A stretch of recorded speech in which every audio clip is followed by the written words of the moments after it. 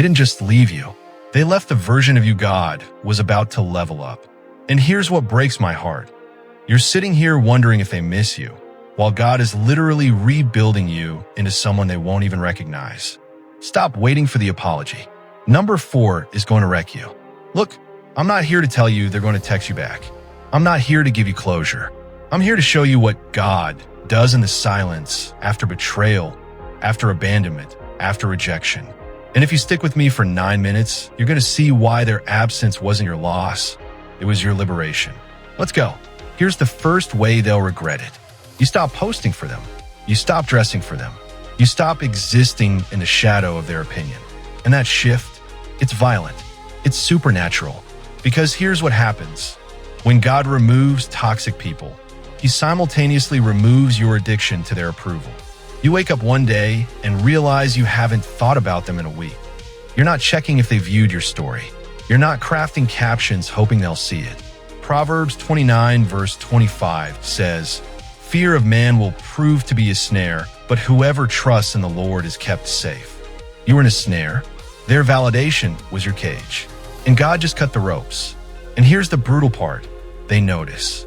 They notice when you stop chasing, when you stop performing, when your peace becomes so loud it makes their chaos unbearable. They'll regret losing you when they realize you were never the problem. They were the distraction from your purpose. Second truth, God doesn't leave you empty. He makes room. When they left, they took their toxicity, their half-love, their conditional acceptance. And God said, "Good, now watch what I do." Suddenly, you're surrounded by people who celebrate you, who pray for you without you asking, who see your value without you proving it. Ruth lost her husband, lost her security, and Naomi told her to go back. But Ruth said, "Where you go, I will go. Your God will be my God." And because she stayed faithful in the loss, God gave her Boaz, a man who saw her worth when she had nothing left to offer. Here's the shift. You stop settling. You stop accepting breadcrumbs. Because now you know what real love looks like, what real friendship feels like. And when they see the quality of people now in your circle, when they see the way you're celebrated, protected, poured into, that's when the regret hits. Because they had access to that version of you, and they threw it away. Number 3 is dangerous. Some people are dream killers. They're sitting in your life, telling you what you can't do, what won't work, what's impossible. And you're believing them because you love them. God removes them so your faith can breathe again.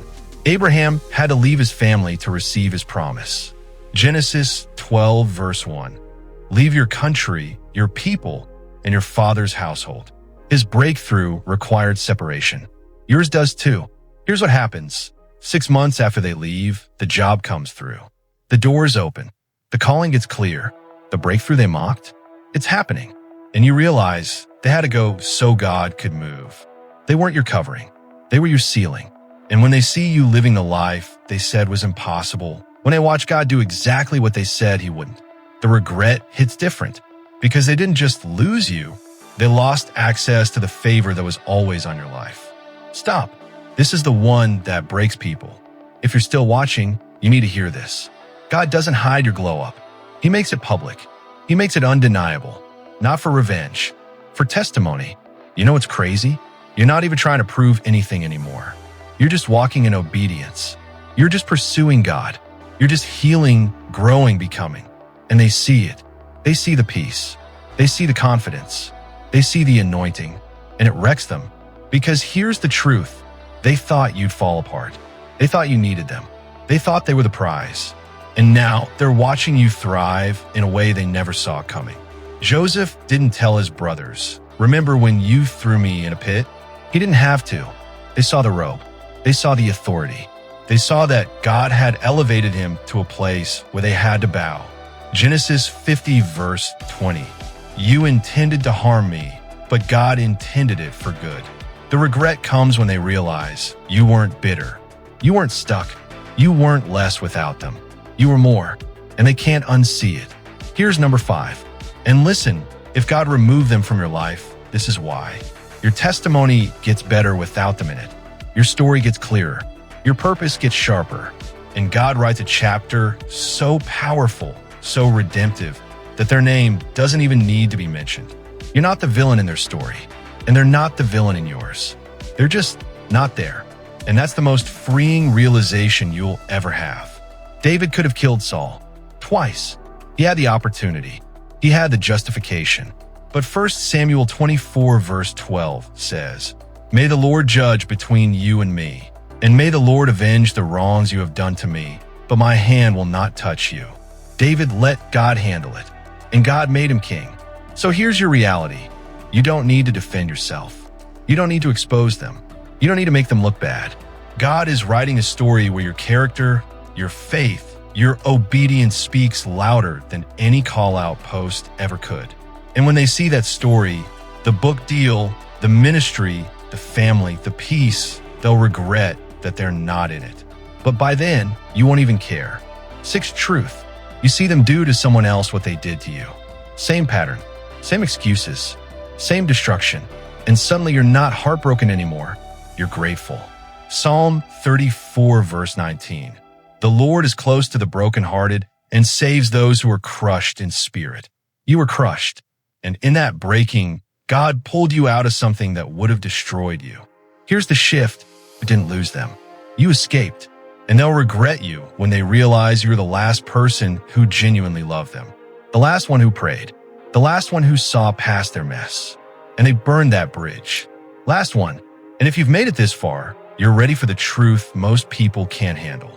The ultimate way God makes them regret losing you, He makes you completely indifferent. Not bitter, not angry, not hurt, just free. And that indifference is louder than any revenge could ever be. You don't block them out of spite. You just don't check. You don't hate them. You just don't think about them. And when they reach out, your lack of reaction breaks them more than any argument ever could. Philippians 4 verse 7. And the peace of God, which transcends all understanding, will guard your hearts and your minds in Christ Jesus. That peace, that's the evidence. That's the testimony. That's the proof that God already won the battle. You stopped fighting. They'll regret it when they see you don't need closure. When they see you moved on without an apology. When they see that their presence or absence no longer dictates your worth, your joy, or your destiny. So here's my challenge to you, and I need you to really hear this. Stop waiting for them to regret it. Stop checking for signs. Stop wondering if they miss you. Because while you're looking back, God is moving you forward. And the person you're becoming is so far beyond who they knew, they wouldn't even recognize you. Their regret isn't your goal. Your transformation is. And if God allowed the loss, He's already working on the level up. Trust Him with that. Stop trying to make them see what they lost. Let your life do the talking. Now go become someone your past self wouldn't believe. That's the greatest payback God could ever give you.